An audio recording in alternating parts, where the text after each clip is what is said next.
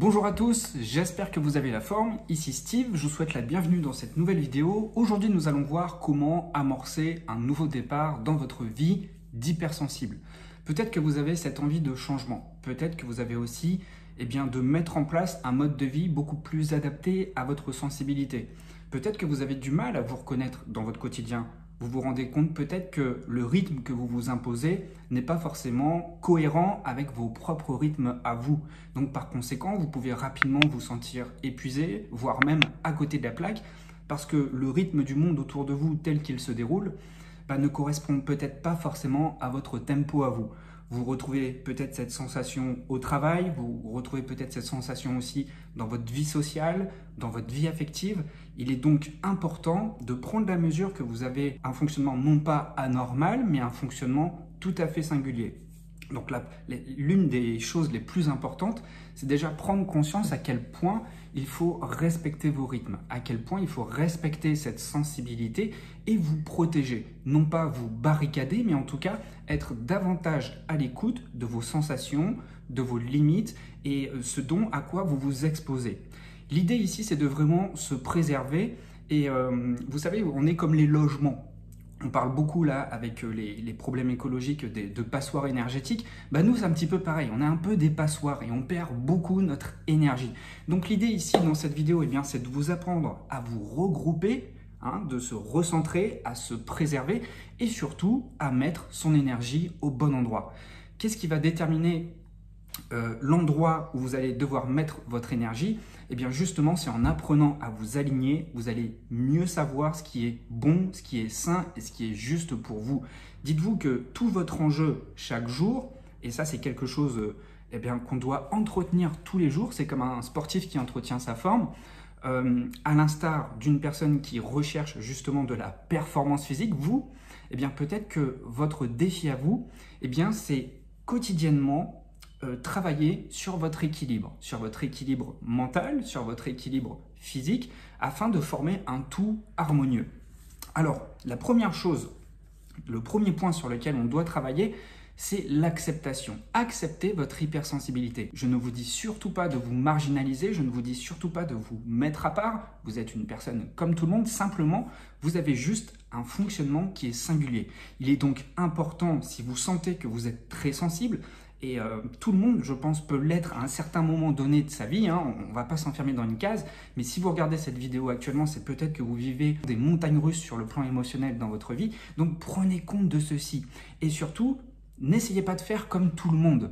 N'essayez pas de vous engager dans le rythme comme tout le monde, mais plutôt de vous adapter. Le secret est toujours dans l'adaptation. Et lorsqu'on est dans l'adaptation, on est davantage à l'écoute de soi et on fait de son propre équilibre sa priorité première.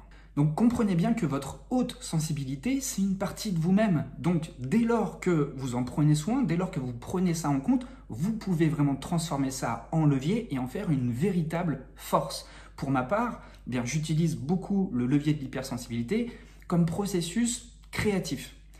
J'ai besoin en permanence d'exprimer mes émotions. Moi, ça fait partie de mon équilibre. Je pense que vous aussi, puisque exprimer ses émotions, c'est un formidable exutoire pour pouvoir retrouver l'équilibre. Pourquoi? Parce que ça nous permet déjà de les conscientiser et ça nous permet en plus de vraiment réaliser les besoins qu'il y a derrière ces émotions. Donc, vous, quelle partie de votre hypersensibilité vous pouvez exploiter pour pouvoir trouver plus facilement un état d'équilibre?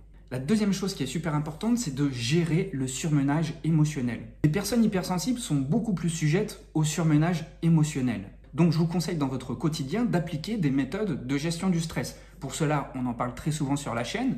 Il y a la respiration de pleine conscience, il y a la cohérence cardiaque, il y a la méditation, il existe aussi des activités physiques douces, la marche, la natation. Bref, il est important qu'au quotidien, vous ayez une forme de discipline qui vous permette de garder l'équilibre sur le plan émotionnel. La troisième chose, c'est de savoir établir des limites. Il est crucial pour vous d'établir des limites claires dans vos relations et dans votre vie professionnelle. N'ayez surtout pas peur de dire non pour préserver votre bien-être. C'est super important. Mieux vaut dire non et continuer à garder une bonne stabilité dans la durée plutôt que dire oui sur l'instant et le regretter plusieurs jours à la suite. Donc savoir établir des limites, ça demande aussi une bonne connaissance de soi. Et ça s'expérimente au quotidien.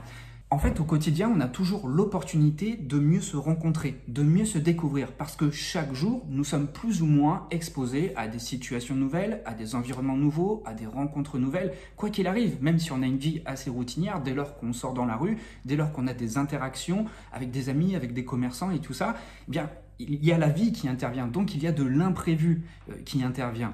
Et dans cet imprévu, vous êtes soumis à la vie, vous êtes soumis à la force de la vie et donc aux imprévus de la vie. C'est donc à chaque fois dans ces moments-là que vous allez avoir l'opportunité d'affirmer vos limites.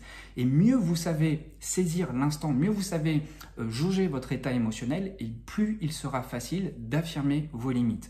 Donc je vous conseille chaque jour d'avoir toujours conscience de ça. Je vous conseille toujours chaque jour d'être très présent à vous-même, d'être très présent à votre équilibre afin de pouvoir marquer des limites saines. Et je vais vous dire quelque chose. Moi, c'est quelque chose que j'expérimente au quotidien. En fait, plus vous vous respectez, plus vous établissez des limites saines pour vous-même, et vous allez vous en rendre compte, plus votre environnement va respecter vos décisions. Savoir dire non, c'est se privilégier soi.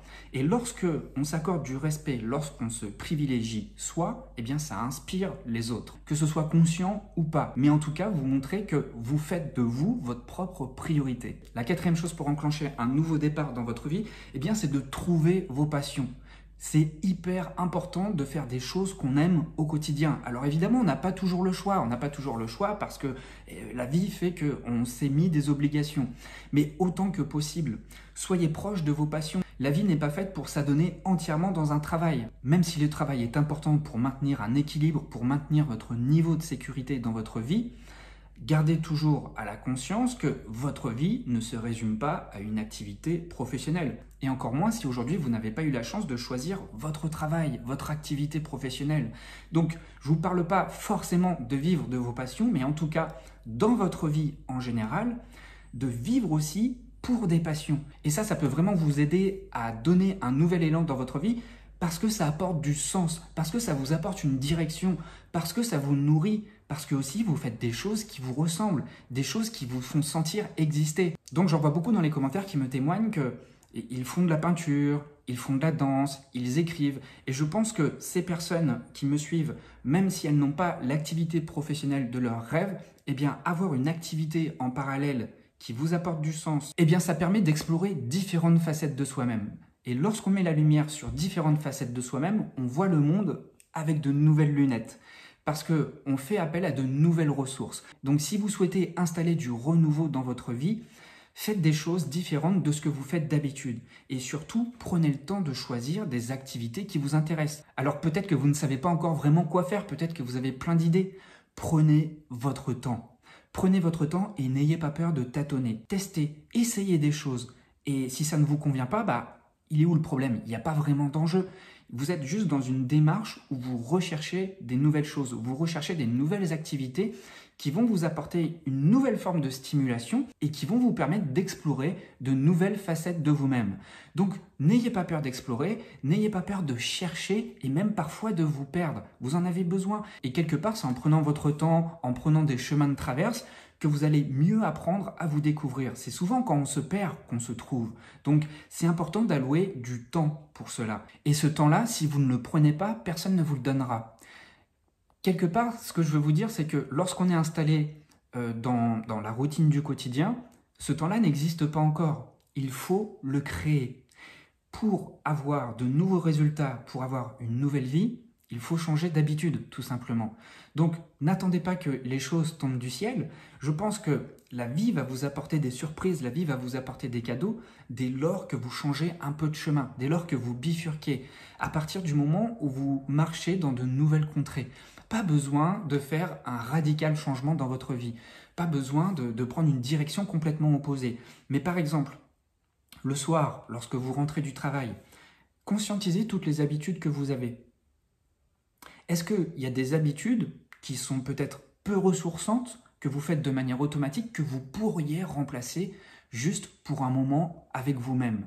Un moment avec vous-même où peut-être vous allez faire une marche à pied après le dîner, un moment avec vous-même où peut-être que vous allez faire 1 ou 2 sorties dans la semaine que vous ne faites jamais, peut-être un moment où vous allez vous accorder une lecture, bref, quelque chose de nouveau que vous ne faites pas encore, mais quelque part vous dites « ouais, ça me fait envie ce truc-là ». Ça peut même être prendre un cours de théâtre, prendre un cours de chant, prendre un cours de danse, bref, faites quelque chose de nouveau et testez la nouveauté. Et vous allez voir que plus vous testez la nouveauté, eh bien plus vous allez vous familiariser avec de petites sorties de zone de confort et c'est comme ça que vous allez vous découvrir et c'est souvent dans le mouvement qu'on a de nouvelles idées. Vous savez, lorsqu'on reste statique, lorsqu'on rumine, enfin on rumine entre guillemets, on reste dans nos rêveries, on se dit « ouais, j'aimerais faire ci, j'aimerais faire ça, c'est un truc qui me plairait bien ». Mais tant que vous ne le faites pas, en fait, vous n'avez qu'une représentation mentale de cette activité. Et souvent, moi ça m'arrive très souvent, c'est que j'ai une idée,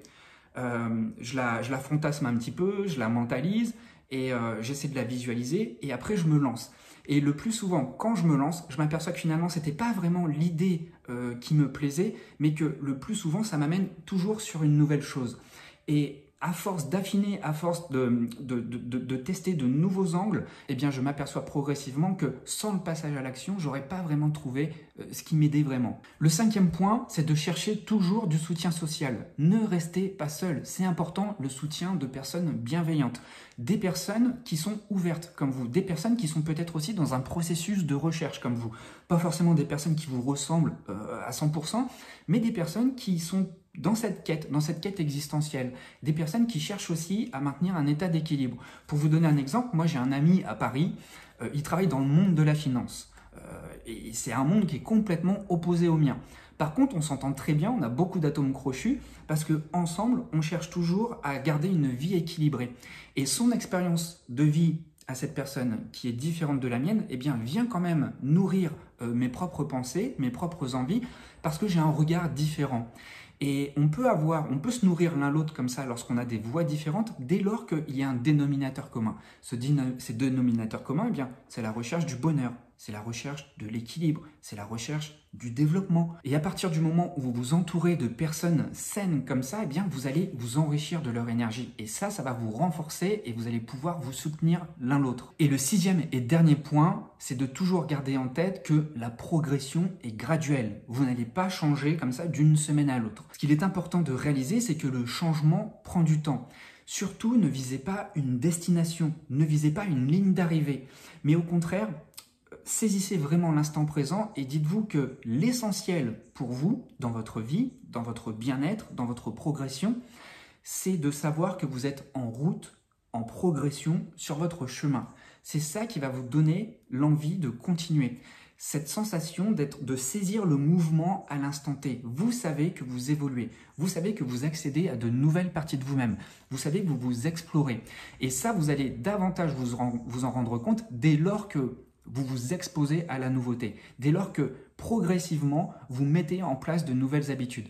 Vous allez vraiment vous rendre compte que vous développez de nouvelles parties de vous et que vous sortez de vos habitudes et que vous n'êtes plus du tout dans une position statique par rapport à vos activités. Et vous allez voir que vous allez beaucoup moins ruminer. Pourquoi? Parce que vous sollicitez davantage votre corps, vos sensations. À partir du moment où vous explorez des choses nouvelles, eh bien vous êtes obligé de faire appel à vos sens. Vous êtes obligé de faire appel à vos sens parce que vous devez capter de nouvelles informations. En fait, vous sortez de votre routine habituelle. Et lorsqu'on est dans notre routine habituelle, on ne sollicite pas toutes les parties de nous. On reste dans notre mental parce qu'on est dans notre zone de confort. C'est comme s'il y avait un circuit avec une ligne jaune, une ligne rouge, une ligne bleue et on sait exactement ce qu'on va faire chaque jour. Dès lors que vous faites du hors-piste, vous êtes obligé de tout mobiliser en vous. Eh bien ça va vous faire sentir vivant. Ça va vous faire apprécier l'instant présent et surtout, vous allez vraiment apprécier cette sensation d'évolution et de progression.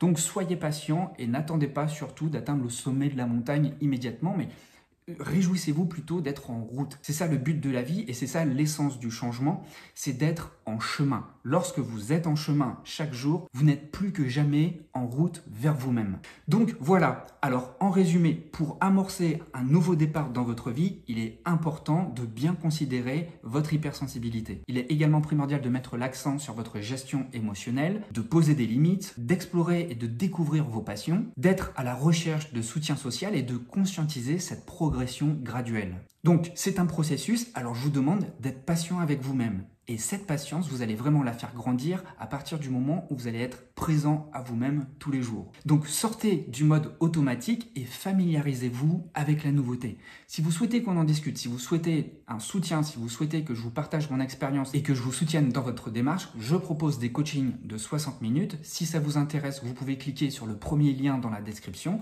Moi, je vous remercie beaucoup de votre écoute. Vos retours dans les commentaires sont toujours intéressants. Ça me permet de jauger la température, de savoir comment vous ressentez les choses. Et donc, ça me permet également de créer toujours du nouveau contenu. Je vous remercie beaucoup pour vos retours et je vous dis à très vite pour la prochaine. Prenez bien soin de vous et surtout, soyez à l'écoute de vous à l'intérieur. À très vite.